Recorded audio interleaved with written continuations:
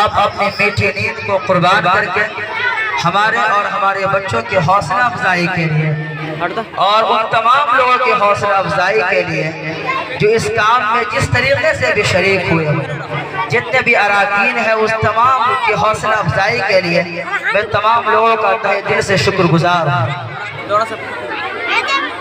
قرآن کریم میں اللہ تبارک و تعالیٰ کا ارشاد ہے وَأَمَّا بِنِعْمَةِ رَبِّكَ فَحَدِّثْ۔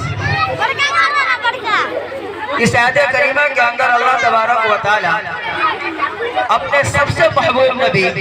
جناب محمد عربی صلی اللہ علیہ وسلم سے مخاطب ہے اور یہ فرما رہے ہیں کہ اے نبی،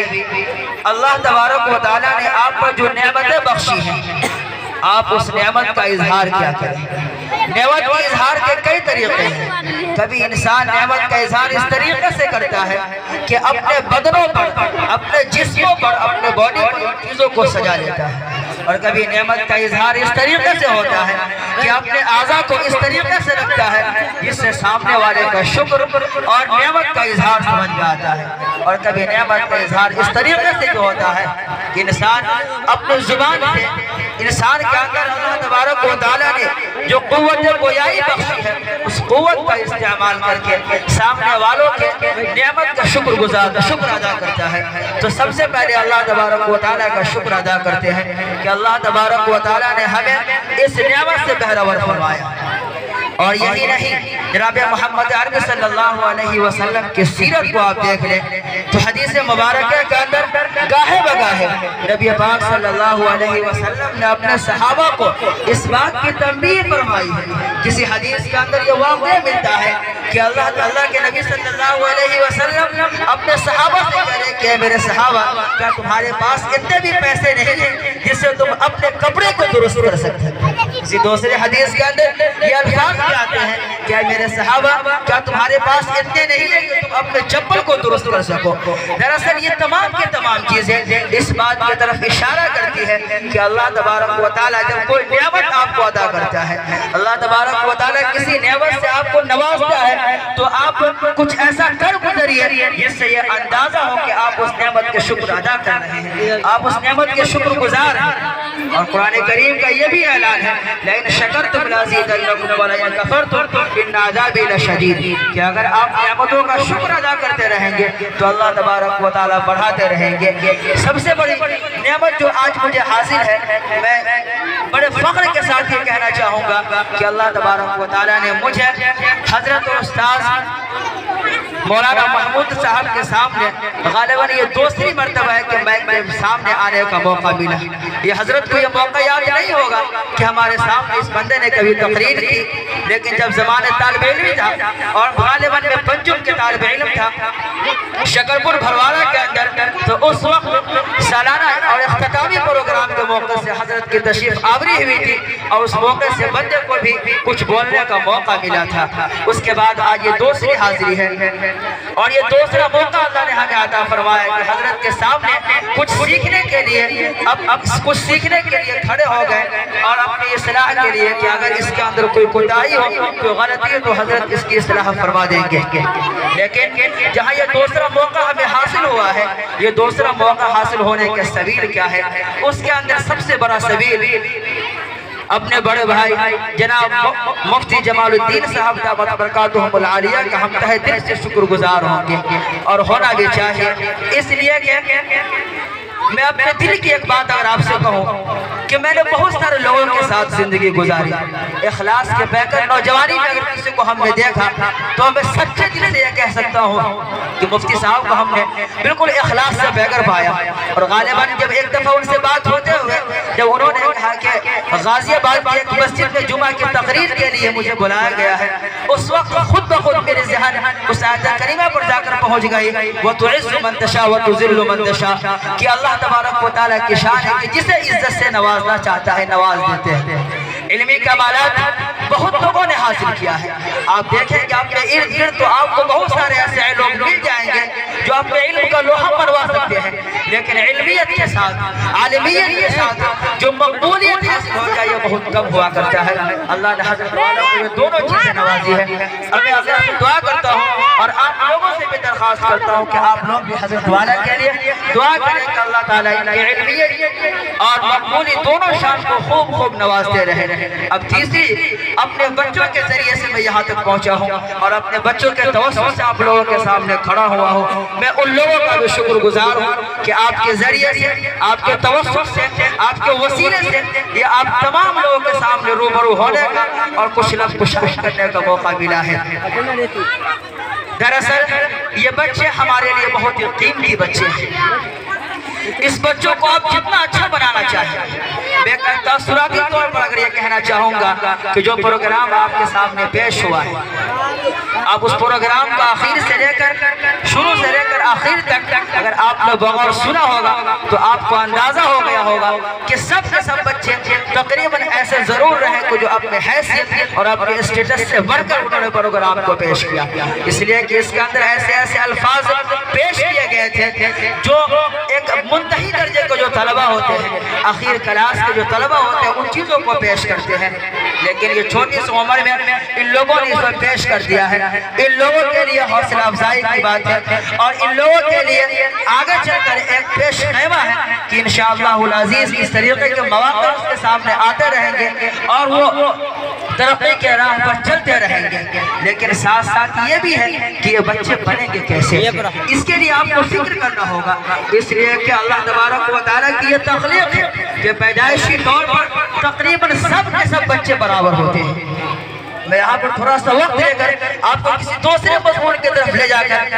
ان چیزوں کو میں ثابت کرنا چاہتا ہوں۔ یہ ممکن ہے کہ آپ لوگوں کو، بہت سارے لوگوں کو یہ اختلاف ہوگا کہ ذہنی طور پر اختلاف ہوتا ہے، اس بات کا میں بھی اقرار کرتا ہوں کہ ذہنی طور پر اختلاف ہوتا ہے، اختلاف ہوتا ہے، لیکن تخلیقی طور پر اللہ تبارک و تعالیٰ کا یہ نظام ہے کہ اکثر و بیشتر سب کو ایک سا بناتے ہیں۔ ایک حدیث مبارکہ ہے جس حدیث کے اندر اللہ کے نبی علیہ السلام نے بیان فرمایا ہے اِنَّهُنَّ نَاقِصَاتُ عَقْلٍ وَدِينٍ کہ عورتیں یہ ناقصات العقل اور ناقصات الدین ہوتی ہیں۔ جب یہ حدیث جب ہم لوگ کر رہے تھے تو دوران درس حضرت مولانا مفتی سعید احمد صاحب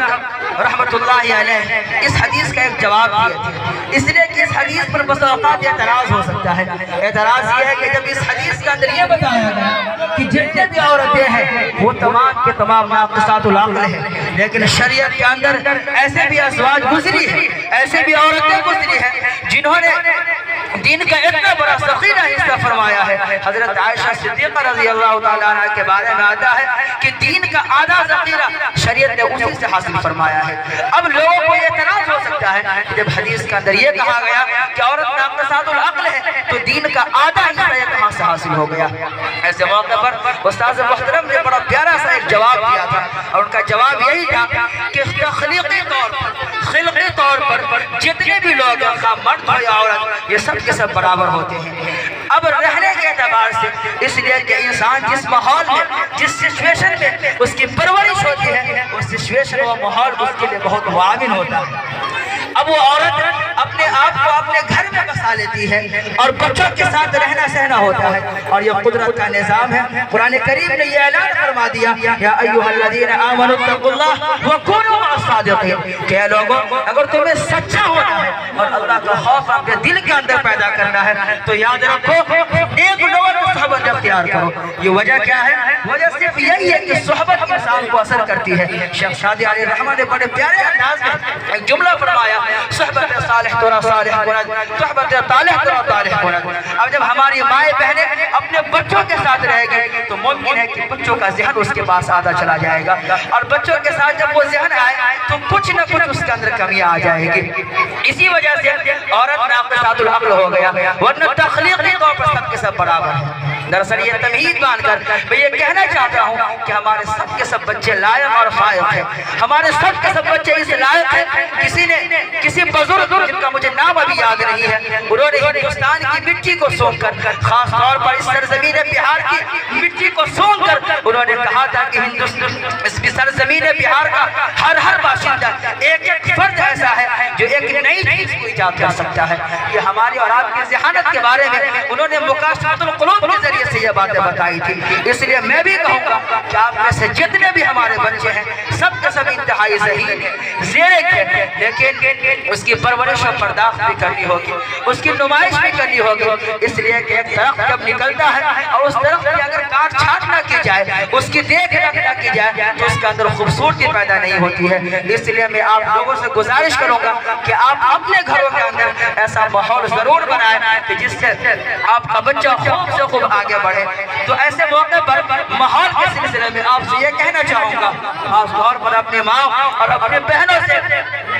کہ آپ اپنے بچوں کا جو ارمان دل میں رکھیں کہ میں اپنے بیٹوں کو یہ بنانا چاہتا ہوں، آپ کے دل کے اندر یہ خیال ہے کہ اپنے بچوں کو میں حافظ بنانا چاہتا ہوں، آپ کے دل کے اندر یہ خیال ہے کہ اپنے بچوں کو میں عالم اور مفتی بنانا چاہتا ہوں. یاد رکھیے، اگر آپ ابھی سے حافظ کی طرح عزت کرنے لگیں گے، حافظ کے نام سے اسے بلانے لگیں گے، اس کا حوصلہ بلند ہوگا اور اپنے آپ میں یہ فیلنگز اسے اس بات کے لیے آمادہ کر دے گی کہ ہم حافظ صاحب ہو چکے ہیں اور ہمیں اسی طریقے سے رہنا چاہیے. یہ بچوں کو موٹیویٹ کرنے کا، بچوں کو پروان چڑھانے کا اور آگے بڑھانے کا بہت ہی بہترین ذریعہ ہے. تو سب سے پہلا کام یہ ہے کہ آپ اپنے بچوں کی عزت کرنا شروع کریں. عزت یہی ہے کہ آپ اس کے ساتھ اب پیار سے بات کریں. مثال کے طور پر آپ بچے کسی کرسی پر بیٹھا ہوا ہے، ایک مہمان آپ کے گھر آ جاتا ہے، آپ اسے یہ نہ کہیں کہ اب یہ نہ کہ ایک لڑکا یہاں سے نکل جاؤ، بلکہ آپ اسے پیار سے کہیں کہ بابو آپ کے بڑے موجود ہو چکے ہیں، اور جب بڑے موجود ہوتے ہیں تو چھوٹوں کو کرسی پر نہیں بیٹھنی چاہیے، لہٰذا آپ یہاں سے اٹھ جائیں. یقیناً ان چیزوں کو سیکھ کر کے اپنے زندگی میں لائے گا، اور جو اس کو آپ بنانا چاہتے ہو ابھی سے اس کو بنانے کی کوشش کیجیے. ایسے موقع پر خاص طور پر جو کلیدی کردار ادا کرنے والی ہوتی ہے وہ ماں ہیں. اور کسی نے بڑا پیارا جملہ کہا ہے اور غالباً سب کے سب اس بات پر متفق ہے کہ ہر وہ مرد جو کسی بھی لائن کے اندر پاپولر ہوئے ہو، کسی بھی لائن کے اندر قابل شخصیت کسی کی مسلم ہے، تو ہر کامیاب مرد کے پیچھے کسی نہ کسی عورت کا ہاتھ ہے. اس لیے میں اپنی ماں اور بہنوں سے بھی کہوں گا کہ آپ اگر چاہیں تو انشاءاللہ العزیز سب کو اس قابل آپ بنا سکتی ہیں، سب کو قوم کا لیڈر. اور جو آپ کے اندر خواہشات ہیں، جذبات ہیں، عواطف ہیں، آپ ان چیزوں کا اظہار اپنے بچوں کے ذریعے سے کر سکتی ہیں. آپ غور کریں گے شروع سے لے کر کے جتنے بھی تاریخ شخصیت ہیں سب کے پیچھے کسی نہ کسی عورت کا ہاتھ ہے. میں مختصر طور پر ایک دو واقعہ سنا کر اپنی جگہ لینا چاہوں گا. آپ غور کریں اللہ کے نبی علیہ السلام کا جب 40 سال کی عمر ہے، آپ عبادت کرنے کے لیے غار حرا میں تشریف لے جاتے ہیں اور غار حرا میں اللہ کی عبادت کرتے ہیں. جب آپ نبوت کے مکمل لائق ہو جاتے ہیں اور اللہ تبارک و تعالی جب آپ کو نبوت سے سرفراز فرماتے ہیں تو آپ کبکباتے ہوئے اپنے گھروں کے اندر تشریف لے آتے ہیں اور اپنی پیاری اہلیہ سے کہتے ہیں یا ایھا المدثر، اپنے پیاری اہلیہ سے کہتے ہیں کہ زملونی کہ آپ مجھے کمبل اوڑھا دو، مجھے کمبل اوڑھا دو. یہ کیوں ایسا ہوتا ہے؟ اس لیے کہ نبوت کا بار ایک ایسا بار ہے، نبوت کا بوجھ ایک ایسا بوجھ ہے کہ جس کو برداشت نہیں کیا جا سکتا. جس کو میں ایک مثال سے بتا کر اپنی بات آگے بڑھاتا ہوں. ایک مرتبہ اللہ کے نبی علیہ السلام اپنے رانے مبارک، اپنے جانگ مبارک کو حضرت زید بن حارثہ کے جانگ پر رکھے ہوئے تھے کہ اچانک آپ کے اوپر وحی کا نزول ہو جاتا ہے. حضرت زید کہتے ہیں کہ جب وحی کا نزول کا جو سلسلہ ہے اور جو کیفیت ہے، جب وہ کیفیت ختم ہو جاتی ہے اس کے بعد مجھے ایسا لگتا ہے کہ میرا جانگ مکمل پھٹ چکا ہے. یہ وحی کی کیفیت ہوتی ہے جب نبی پاک علیہ السلام پر وحی نازل ہوتی ہے اور آپ گھبرائے ہوئے اپنے گھر تشریف لاتے ہیں، آپ بالکل گھبرا سے جاتے ہیں، ڈر سے جاتے ہیں. آپ غور کریں ایسے موقع پر اگر کوئی تسلی دینے والی ذات ہے، ایسے موقع پر کوئی شخص آگے بڑھتا ہے اور آپ کو تسلی دیتا ہے تو وہ آپ کی پیاری اہلیہ محترمہ حضرت خدیجہ رضی اللہ تعالیٰ عنہا ہے. وہ آگے بڑھتی ہے اور یہ کہتی ہے کہ آپ تو ایسے ہیں جو غریبوں کی مدد کرتے ہیں، آپ مسکینوں کا سہارا بنتے ہیں، آپ یتیموں کا والی بن جاتے ہیں. جو ایسے لوگ ہیں جو یتیموں تو غیر اور عوام کی خدمت کرتے ہو، اللہ اس کو کبھی ضائع نہیں کرے گا، برباد نہیں کرے گا. یہ ایسے الفاظ ہیں جو سنہرے حروف سے لکھے جانے کے قابل ہیں. اور ایسے موقع پر اما خدیجہ رضی اللہ تعالیٰ عنہ پیارے نبی علیہ السلام کو سنبھالتی ہے اور سنبھالنے کے بعد آپ کو تسلی دیتی ہے. آپ غور کیجئے کہ نبی کو تسلی دینے کے لیے، نبی کو دلوں کو اطمینان بچانے کے لیے کون آگے بڑھتی ہے؟ وہاں پر کوئی مرد آگے نہیں بڑھتا ہے۔ ایسے موقع پر آپ کی اہلیہ حضرت خدیجہ بڑھتی ہے جو میری ماں و بہنوں آپ ہی کے جن سے ہوتی ہے۔ یہ صفت آپ بھی اپنے اندر پیدا کر سکتے ہیں، اس سے آگے بڑھ کر یہ وقت لمبا بھی ہو سکتا ہے۔ آپ دیکھیں گے حضرت ابو بکر صدیق رضی اللہ تعالیٰ عنہ اور نبی پاک علیہ السلام جب مدینہ کے سفر ہجرت آپ کا شروع ہوتا ہے، آپ جا کر کے غار ثور میں چھپ جاتے ہیں۔ ایسے موقع پر جو جرأت و بہادری کا مظاہرہ کرتی ہے حضرت عائشہ صدیقہ رضی اللہ تعالیٰ عنہ کی جو چھوٹی بہن حضرت اسماء ہوتی ہے، وہ سامنے آتی ہے اور آنے کے بعد وہ پورے سفر ہجرت کو سنبھال لیتی ہے۔ اس لیے کہ خبر گیری کے بعد جب اللہ کے نبی علیہ السلام مکہ کو چھوڑ کر نکل گئے ہوتے ہیں، ایسے موقع پر سرداران قریش اب حضرت ابوبکر صدیق کے گھر میں حاضر ہوتے ہیں اور حاضر ہونے کے بعد سوال کرتے ہیں کہ بتاؤ وہ سب کے سب جہاں چلے گئے؟ اس وقت جو حضرت اسماء رضی اللہ تعالیٰ عنہ ہے وہ بتانے سے انکار کرتی ہے اور ابو جہل کے ساتھ ابو لہب کے ساتھ تو ٹوک جواب دے کر انکار کر دیتی ہے۔ وہ ایسے موقع پر اگر اس سفر کو کامیاب کرنے میں کسی کا ہاتھ ہے تو آپ غور کریں گے حضرت اسماء کا ہاتھ ہے۔ آپ حضرت عمر کے واقعے کو دیکھ لیجئے کہ انہوں نے ایمان کیسے قبول کیا۔ آپ غور کریں گے تو آپ کو پتہ چلے گا کہ اب جب یہ اللہ کے نبی علیہ السلام جو آفتاب ہدایت ہے ان کو بجھانے کے لیے حضرت عمر آگے بڑھتے ہیں، راستے میں ایک صحابی سے ملاقات ہوتی ہے اور وہ صحابی یہ کہتا ہے کہ تم کہاں جا رہے ہو؟ چنانچہ ایسے موقع سے وہ کہتا ہے کہ میں نبوت اور نبی صلی اللہ علیہ وسلم کا سر قلم کرنے کے لیے آگے بڑھ رہا ہوں۔ ایسے موقع سے جو اسے کہا جاتا ہے کہ پہلے اپنی بہن کی خبر لو، اب اپنے بہن کے گھر پہنچتے ہیں اور پہنچنے کے بعد جو ماجرا آپ دیکھتے ہیں، اب اپنے بہن کے اوپر اب تلوار چلاتے ہیں، بہن لہو لہان ہو جاتی ہے۔ پھر اس کے بعد آخر آپ کا دل پسیجتا ہے اور اسلام سے بہرور ہو جاتے ہیں۔ حضرت عمر بھی جو اسلام قبول کیا، آپ غور کریں گے تو آپ کو احساس ہوگا اس کے اندر بھی عورتوں کا ہاتھ ہے۔ تو میں صرف آپ سے یہی کہنا چاہوں گا کہ آپ کے بچوں کی تربیت کے اندر جو کلیدی کردار حاصل ہوا کرتا ہے وہ ماں کا ہوتا ہے۔ اس لیے میں ماں سے گزارش کروں گا، بہنوں سے گزارش کروں گا کہ آپ اپنے بچوں کے سلسلے میں جس قدر متحرک ہوں گے، جس قدر محتاط رہیں گے، انشاءاللہ العزیز آپ کی ہر ایک تمنائیں، نیک خواہشات پوری رہے گی۔ اور میں آپ سے پھر وہ جملہ دہرا کر کے یہاں سے جاؤں گا کہ آپ اپنے بچوں کا جو بنانا چاہتے ہیں، آپ کے دل کے اندر جو خواہش ہے، جس طریقے سے اس کی عزت کی جاتی ہے، آپ اسی طریقے سے اس کی عزت کرنا شروع کر دیجئے اور چھوٹے چھوٹے کام پر اپنے بچوں کی تعریف کیا کریں۔ اس کے ذریعے سے بچوں کی حوصلہ افزائی ہوتی ہے کہ غلطی ہو جائے تو ڈانٹنے ڈپٹنے کے بجائے آپ پیار و محبت کے ساتھ پیار و محبت کے ساتھ اس سے برتاؤ کریں، نرمی سے برتاؤ کریں گے تو انشاءاللہ العزیز ہر بات اس کے دل کا اندر اترتے چلے جائے گی۔ اور آخر میں پھر میں یہی کہتے ہوں اپنی بات ختم کروں گا کہ ہمارے سب کے سب بچے کامیاب ہیں اور انشاءاللہ العزیز دل کے گہرائیوں سے میں یہ بات کہنا چاہوں گا کہ تلفظ کے معاملے میں جو ہم تلفظ مدارس کے اندر دیکھتے ہیں، جو بدن شیخ مدارس کے اندر صحیح تلفظ کے ساتھ لوگ کسی چیز کو ادا کرتے پڑھتے ہیں، غالباً کسی نہ یہ کما ہم نہیں کہہ سکتے، لیکن اتنا ضرور کہیں گے کہ 2.5% اور 3% اس کا اندر انشاءاللہ ہم ضرور کامیاب ہیں۔ اور اللہ تبارک و تعالیٰ سے مزید دعا کرتے ہیں کہ اللہ تبارک و تعالیٰ ہمارے بچوں کے لیے، ہمارے مطلب کے لیے اور تمام کارکنان کے لیے ترقی کے راہ ہموار کرتے رہیں اور ہم سب کو ترقی کے راہ پر گامزن فرمائے۔ آمین وآخر دعوانا الحمدللہ رب العالمین۔ بہت اچھا اور اس کا جو ہائی موبائل لیا تو 18 سب سے ہائی 7